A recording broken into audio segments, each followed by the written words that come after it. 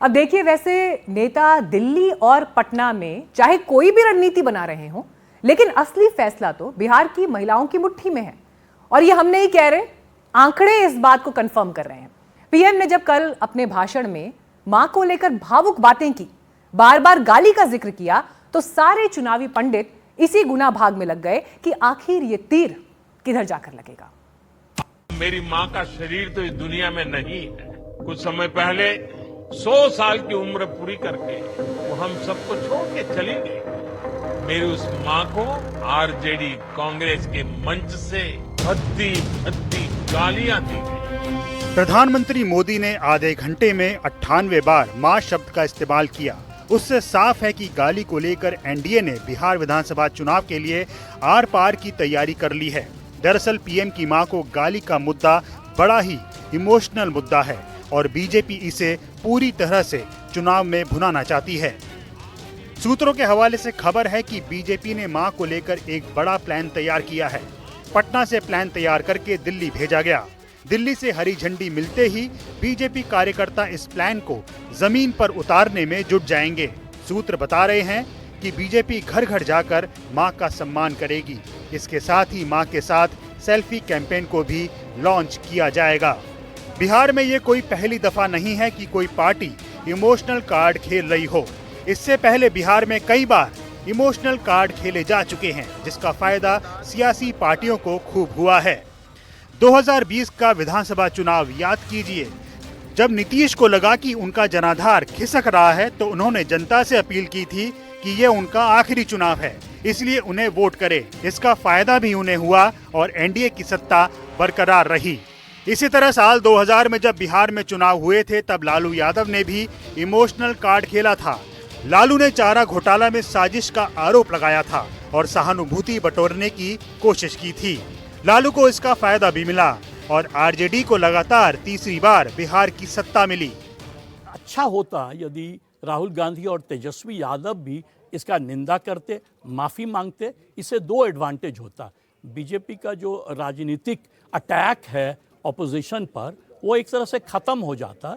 और दूसरा, ये जो मॉरल अथॉरिटी होता है ना, कि भाई किसी के माँ को अटैक करना, चाहे वो प्रधानमंत्री की माँ हो या आपकी माँ हो, ये बिल्कुल ही घोर निंदनीय है, जो मैंने कहा, और ये होता ही नहीं। 27 अगस्त पीएम मोदी को महागठबंधन के मन से गाली दी गई थी। 29 अगस्त को पटना में इसको लेकर बीजेपी ने जबरदस्त बवाल काटा। अब एक बार फिर इसके खिलाफ बीजेपी सड़क पर उतरने की तैयारी कर रही है। 4 सितंबर यानी कल एनडीए ने बिहार बंद का आह्वान किया है। सुबह 7 से दोपहर 12 बजे तक बिहार बंद रहेगा। और जननी को कोई अपमान करता है तो वो कभी भी भगवान उसे माफ नहीं कर सकता है।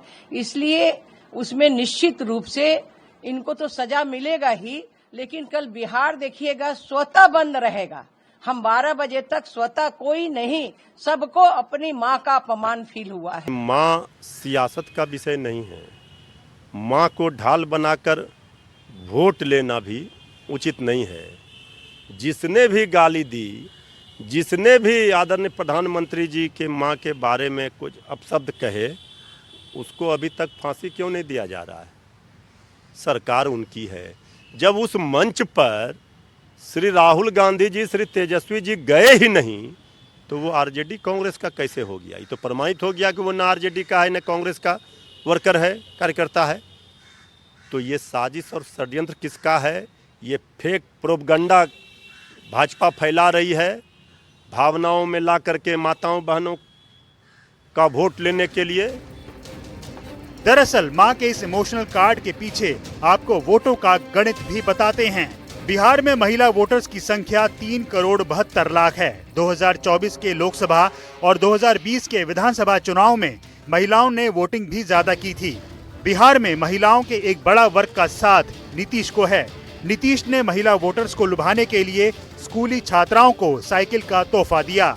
बिहार में शराबबंदी की, जीविका दीदी के लिए काम किया और पंचायत में महिलाओं को 50% आरक्षण दिया। एनडीए की पूरी कोशिश है कि ये वोट न सिर्फ छिटके, बल्कि महिला वोटर्स पूरी तरह से महागठबंधन के पाले से खाली हो जाए। 35% रिजर्वेशन पुलिस भर्ती में 10,000 रुपये हर महिला को 1-2 दिन पहले अनाउंस किया गया है।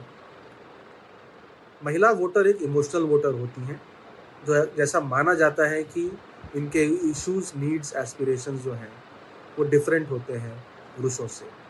अब ये जो प्रधानमंत्री को की मां को जो गाली दी गई है कांग्रेस के प्लेटफॉर्म से, ये एक मुद्दा जो है वो बहुत बड़ा होता जा रहा है।